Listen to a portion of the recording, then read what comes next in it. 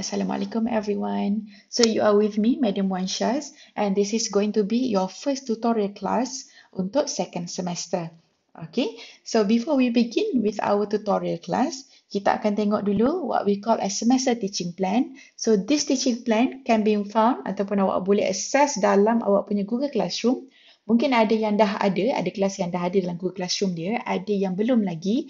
Kalau belum lagi, I believe that your lecturer akan upload dalam Google Classroom within a few days. Okay. So, apa yang ada dekat sini adalah menunjukkan pembelajaran awak okay, dalam setiap minggu lah. So, dekat sini kita ada week 1 until week 18 dan week 19 tu adalah study week dan seterusnya adalah PSPM lah. Okay. Alright. So, tengok dekat sini. Kita ada lecture, so awak boleh tengok setiap minggu apa yang awak akan belajar dalam lecture tu. Tutorial pun sama, ada 3 jam tutorial untuk setiap minggu dan juga ada practical. Alright. Dan yang saya nak fokus on, kalau kita tengok week number 1 is going to be, untuk minggu yang pertama ni kita akan go 100% online. Okay, termasuklah lecture, tutorial dan juga practical. So awak akan dapat link untuk kesemua kelas ini okay, daripada pensyarah kelas masing-masing. Alright, so minggu pertama, okay. Minggu yang kedua akan ada biodiversity untuk lecture, kemudian 3 jam tutorial, lepas tu kita akan terus ada practical lah, waktu lab awak akan ada lab untuk eksperimen number 1. Okay, cuma yang kita nak fokus on yang berbeza sikit berbanding dengan semester yang pertama adalah, kalau awak boleh tengok kat sini, untuk week yang ketiga, okay, dekat tutorial, jam yang ketiga, kita akan buat post lab 1. Lepas tu practical terus go for biocatalysis untuk eksperimen number 3. Okay, so untuk untuk week number 4, jam ketiga tutorial akan jadi post lab 3. Macam tu. So, there are a few weeks yang mana kita akan menggunakan waktu tutorial jam ketiga sebagai practical. 1 jam tu kita ambil untuk buat post lab. Begitu. Boleh Okay. Kenapa jadi macam tu? Kenapa nak buat macam tu kan? Macam nak tarik-tarik. Disebabkan oleh kita nak buat practical test waktu week number 8 dan week number 9. Which mean sebelum semester break kita dah settle untuk practical test macam tu. Jadi kita tarikkan ke atas. Walaupun begitu kan kita nampak tadi ada a few week yang mana waktu tutorial buat post lab kan. Tapi jangan risau, yang mana kita akan ada beberapa minggu ni. Okay, so minggu ke-11, 12 dan juga 13 kita akan cover balik waktu tutorial yang digunakan tadi itu awal buat post tu, kita akan gunakan waktu lab untuk mengganti balik tutorial itu. Begitulah dia, okay? Jadi kita boleh lihat kat sini eksperimen kita akan buat waktu practical test, waktu lab. Kemudian waktu tutorial ada beberapa minggu yang mana waktu tutorial jam ketiga kita akan jadikan post lab. Jadi saya nak minta semua pelajar untuk take note on this. Nanti jangan pelik pula tiba-tiba lecturer cakap pasal post lab pula kan. Sedangkan dalam fikiran awak rasa itu adalah tutorial biasa. Tapi itu adalah basically exception untuk beberapa minggu. Alright, itu sahaja untuk semester teaching plan. Okay, so sekarang kita akan belajar pasal biodiversity. So this is chapter number 1 dan hari ini saya akan cover pasal subtopic 1.1 biodiversity and classification. Okay, first types of biodiversity. Biodiversity ada 3 jenis. Yang pertama, genetic diversity refers to the genetic variation within a species due to different kind of genetic makeup of a species. Contoh macam manusia, Homo sapien, walaupun semua kita spesies yang sama, tetapi masih ada variasi antara satu sama lain. Seterusnya kita ada species diversity, the variety of species within a community. So dalam satu-satu community, bukan sekadar ada manusia, mungkin ada kucing, mungkin ada pokok dan sebagainya. Okay, and the last one kita ada ecosystem diversity, variety of community and ecosystem in a given area found on earth. So dalam satu-satu area, given area, ada banyak community yang bergabung antara satu sama lain. Okay, dan juga ada a few, kita boleh kata kalau kita refer kepada the planet Earth itself, ada beberapa ekosistem yang membentuk planet Earth tu sendiri. Okay, now we go for hierarchical classification. Jadi taxonomy is the science of naming, describing and classifying organism. Jadi oleh sebab banyak sangat organism dekat muka bumi ini, okay, maka kita kena ada satu sistem untuk memberikan nama dia ataupun mengkategorikan mereka. So kita panggil dia sebagai taxonomy lah. Okay, dia bermula apabila kita ada father of taxonomy iaitu Carolus Linnaeus. Dia develop what we call as hierarchical classification system yang kita panggil sebagai binomial nomenclature. So hierarchical classification ni apa? Dia macam satu method ataupun cara how to group and categorize the organism. Jadi cara-cara kita nak categorizekan organism ni dia adalah dia punya syarat-syarat yang tersendiri. Okay, so kalau kita boleh tengok kat sini, menggunakan dia punya karakteristik, biological karakteristik dia, kita come out dengan what we call as taxon. Kita classify dia, kategorikan dia menggunakan 8 tahap taxon tu lah, ataupun 8 taxon. Okay, so kalau kita tengok contoh, kita bermula dengan domain. Kita ada domain eukarya untuk human kan? Domain eukarya, lepas domain kingdom.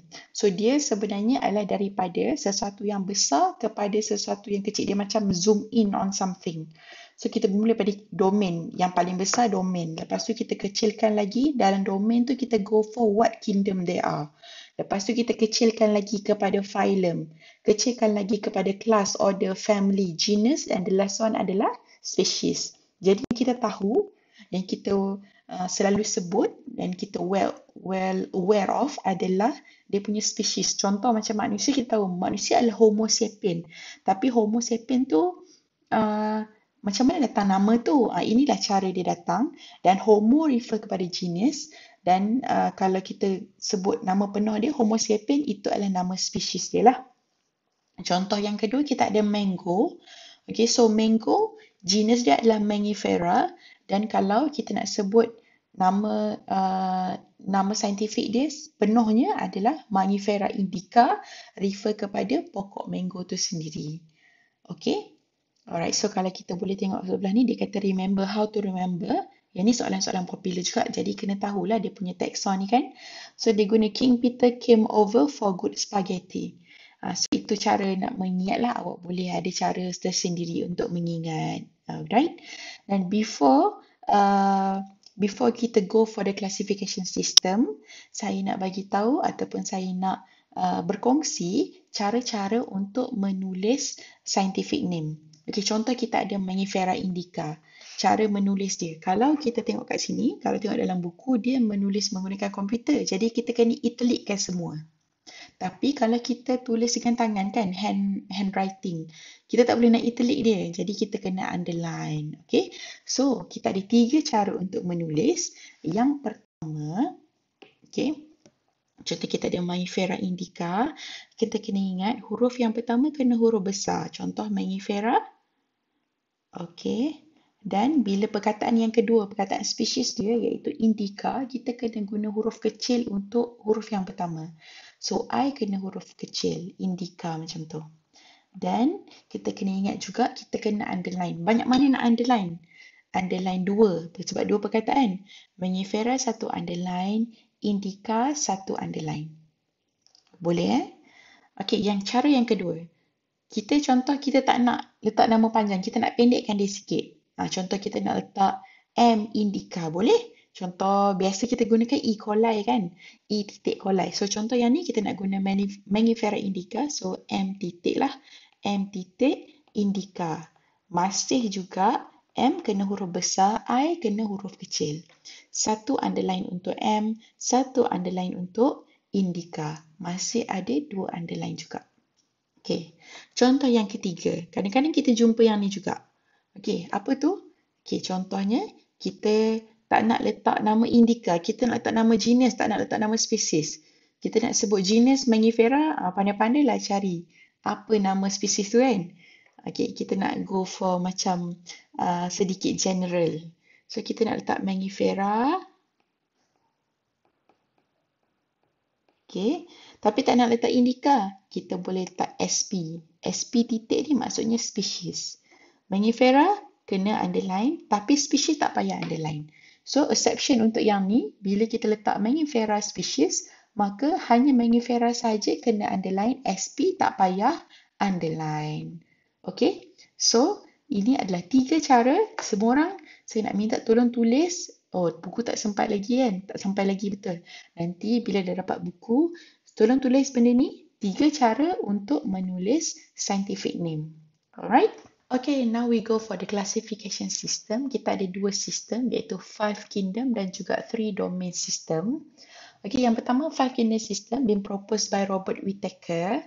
Okay, so apa yang dia kata adalah classification yang dibuat berdasarkan 3 perkara ya, iaitu level of cell organization, types of organism dan juga modes of nutrition. So dia come out dengan 5 kingdom ni lah, kingdom Monera, Protista, Fungi, Plantae dan juga Animalia. So classification dia kata tadi based on 3 perkara kan, iaitu level of cell organization. Okay, bermaksud adakah organism tu prokaryot ataupun eukaryot. Prokaryot ni dia tidak ada true nucleus dan membrane bound organelle pun dia tak ada. Tapi kalau eukaryot dia ada true nucleus dan dia ada membrane bound organelle. Okay, types of organism. Cara yang kedua iaitu sama ada itu adalah unicellular ataupun multicellular. And the last one berdasarkan modes of nutrition. Saprophytic ke, photosynthetic ataupun holozoid. Okay, apa maksud dia?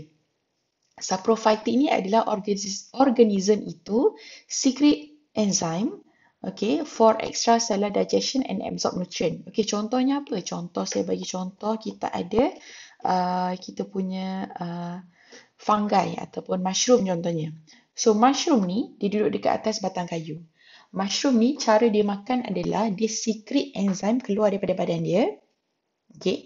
Lepas tu batang kayu tu ada makanan dia. So digestion, enzim yang dia secrete tu akan digest batang kayu di sekeliling tu, dan nutrient yang dia nak dia akan absorb masuk dalam badan dia. So itu yang kita panggil sebagai extracellular digestion. Bermaksud digestion tidak berlaku dalam badan dia. Okay?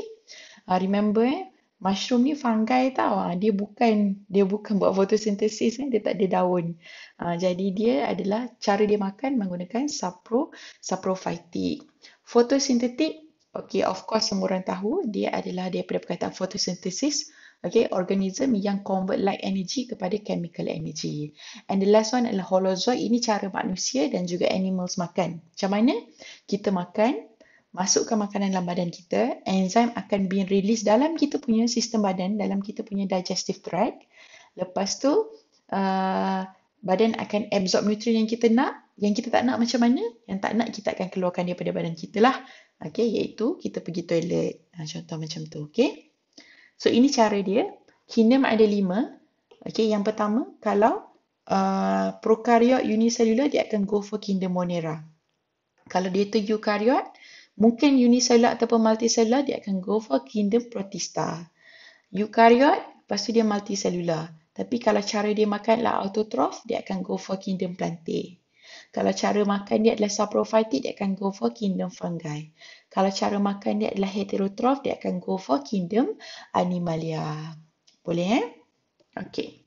So next one kita ada 3 domain system proposed by the Cowes. Kita kena ingat ataupun kita kena bear in mind bahawa apabila semakin lama kita punya sains dan teknologi kita semakin berkembang, maka sebab itu setiap hari mesti ada finding yang terbaru lah yang dijumpai oleh para saintis dan juga researchers lah. Okay, jadi keadaan ini yang berlaku, yang mana Cowes dan juga rakan-rakan dia bila mereka analyse the small subunit 16S rRNA. Apa ni? rRNA ni adalah ribosomal RNA. Jadi small subunit 16S tu kan saya pernah sebut dulu, kita pernah belajar dulu 16S tu adalah size ribosom yang kecil kan. Ribosom ada 2, besar dan kecil. So size yang kecil tu adalah 16S. Jadi bila dia molecular data has been gathered daripada rRNA ni, maka mereka dapat tahu, bila dia analyse, dapat tahu bahawa sebenarnya dalam kingdom Monera ada perbezaan. in terms of molecular data ini. Maka sebab itu, cara ataupun apa yang Kawus propose adalah Kinemonera tidak ada lagi, tapi dia dibahagikan kepada dua domain. Okay, so yang pertama kita ada domain bakteria, kita refer kepada the true bacteria. So ini adalah semua bakteria yang berada di sekeliling kita. Mungkin dalam kita punya digestive tract, mungkin berada dekat contoh makanan-makanan yang dah basi ke contohnya.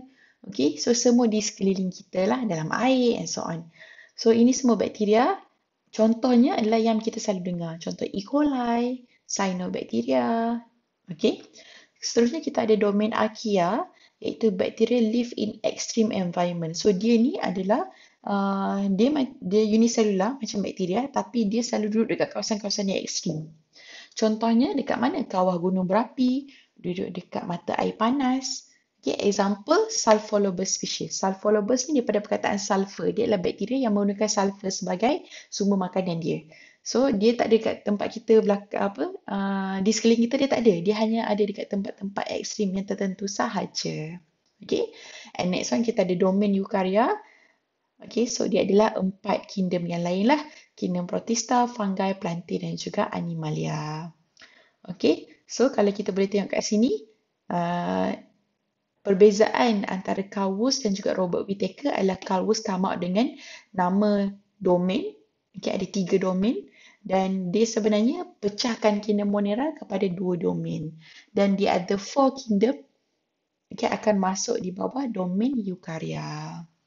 Alright, so itu sahaja untuk video kali ini.